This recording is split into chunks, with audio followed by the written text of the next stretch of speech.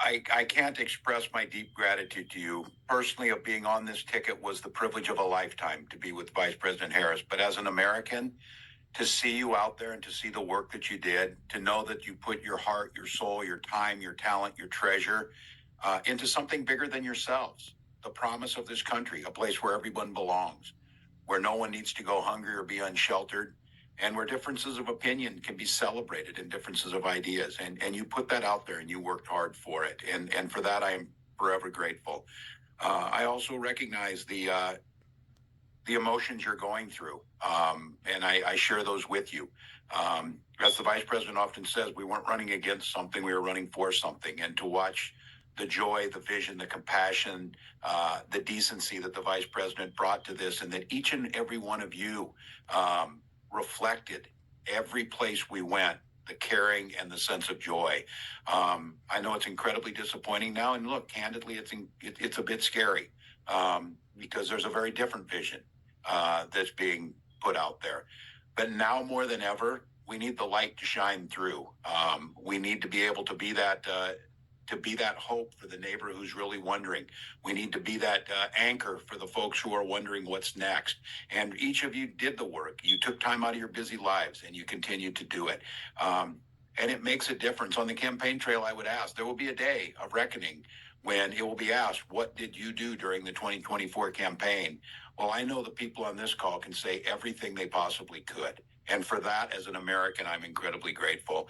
And I mentioned that just yesterday, the product of the things the vice president fought for and the things that she got done, we had the final pot of money from the American Rescue Plan that we were able to put $5 million here in Minnesota into food assistance for hungry families during this holiday season. That's the type of stuff you are fighting for. That's the type of things that make a difference. And those things are just as important now as they were before Election Day. And so I hope all of you take care of yourselves, take care of your families, find the place in your community to heal both yourselves and your community. And then when you're ready to get back in this fight, because it continues on. And I know that I've said it often on the campaign trail, I'm preaching to the choir. I couldn't be prouder to be with a choir that's on this call. You did everything that was asked. I also would have to say, I think all of us saw the possibility. And I know there's a bit of a feeling of loss because we saw what a real leader looks like. We watched a speech on the ellipse the week before the election where Vice President Harris delivered on the best of America. She delivered the best of our better angels. She delivered a vision where all of us mattered. She did it with grace and dignity and continued to do that every single day. She is still in this fight. She is doing it every single day. She is not done with her current job, and she's not done being part of it with all of you. And as I said, personally, it was a privilege to be on this ticket. It was a personal privilege to be able to become friends with an incredible leader, which someone who was willing to take on some of the toughest fights and continues to do so. And I would just ask all of you to join me in welcoming our Vice President, Kamala Harris. Thank you, Tim. Thank you. Back at you, brother. You are such an extraordinary leader, and we have become lifelong friends.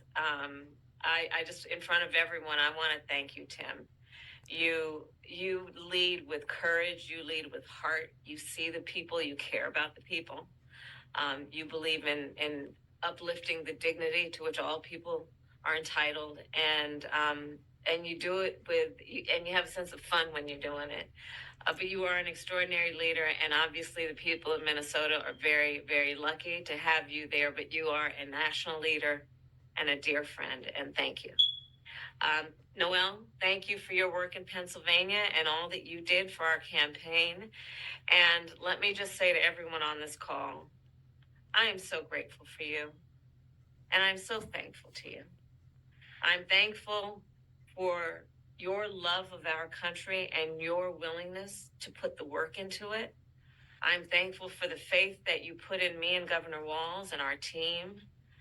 And I am thankful because I know your character is such that you're not going to get knocked down. And you're in this fight. And you're in it for all the right reasons. And I know that about you. It's why you're part of this call right now and all the work that you did over those 107 days and even before. That's your nature. And the outcome of this election obviously is not what we wanted. It is not what we worked so hard for. But I am proud of the race we ran. And your role in this was critical. What we did in 107 days was unprecedented. Think about the coalition that we built, and we were so intentional about that. You would hear me talk about it all the time. Being a daughter of parents who are active in the civil rights movement, I know and believe that the best movements that are about progress in our country mean that it's leaders that we are dedicated to the coalition, to bringing people together that seemingly have nothing in common, but have everything in common. A coalition where we bring people together based on a deep love of our country and our understanding that the strength of our country will be a function of our willingness to put in the work, and that we will do that work with a sense of joy, yes, with a sense of work ethic and understanding it's going to be hard, but it's good work. It's good work. To be engaged in a collective fight for America's future. And it means so much to me and to Governor Walz that you knocked on doors, you called friends, you called in favors. You said, hey, I showed up at your softball game. Now I need you to show up at the campaign office. You put in the time. It was personal for you. And you gave all that you could to support our campaign. Because of your efforts, get this, we raised an historic $1.4 billion, almost $1.5 billion from grassroots supporters alone, the most in presidential campaign history. Nearly 8 million donors contributed an average donation of about $56 to fuel our people-powered campaign. And understand that the work that we did included the work that so many of you here did, which is to talk to first-time voters. Many of you are first-time voters. And to talk about how being involved can make a difference. And that remains true.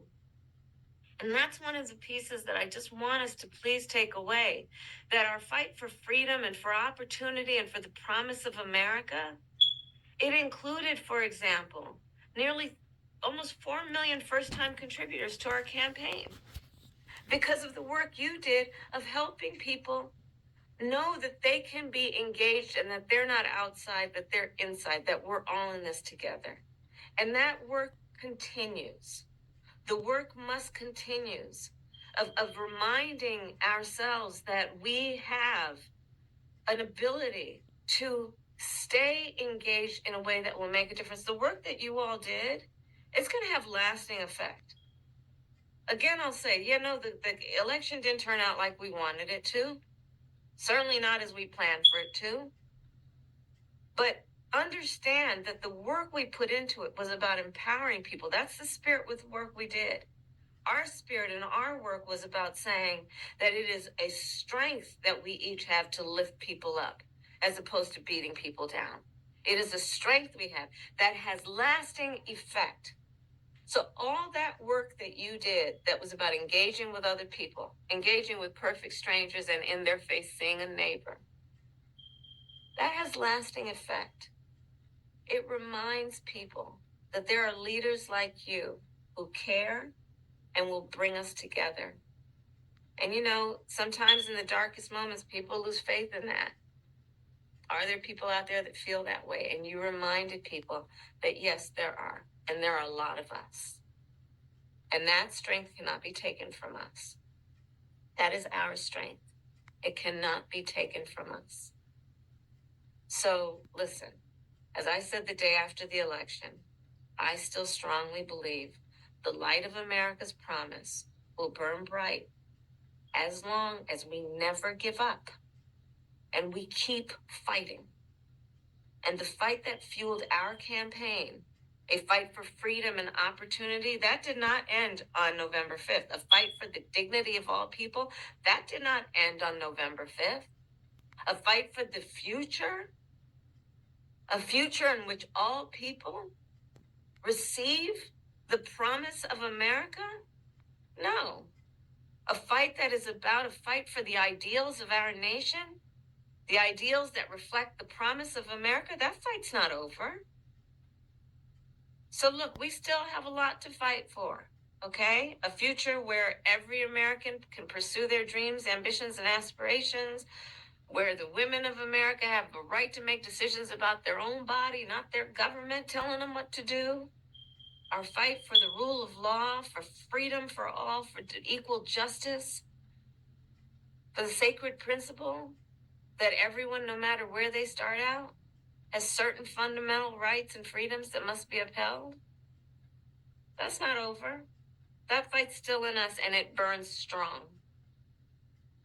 And I know this is an uncertain time. I'm clear-eyed about that. I know you're clear-eyed about it. And it feels heavy. And I just have to remind you, don't you ever let anybody take your power from you. You have the same power that you did before November 5th. And you have the same purpose that you did. And you have the same ability to engage and inspire. So don't ever let anybody or any circumstance take your power from you. Look, this mission that we have, it takes hard work. But as you've heard me say many times, we like hard work. Hard work is good work. Hard work can be joyful work. And in doing our work, we will remain committed and intentional about building community, building coalitions, reminding people that we all have so much more in common than what separates us. We will be armed with the faith and the fuel that tells us what is possible and then drives us to achieve it. So let's continue to organize and mobilize and stay engaged. And I thank you all. I thank you all. We are all in this together, all right? We are all in this together. And on this practical eve of Thanksgiving, I wish everyone a happy Thanksgiving with the ability and to find the ability at this moment to just remember there is so much to be thankful for. And so I wish for you that you are surrounded by the people you love and who love you. As you know, I encourage you to be around family in whatever way you compose that family, but to take a moment and just reflect on all the good you have done and all the good you have yet to do. We are powerful, those of us who love our country, and we got a lot of work to do. And with that, I will hand it over to Noel. Thank you all, and happy Thanksgiving from Doug and me and our family.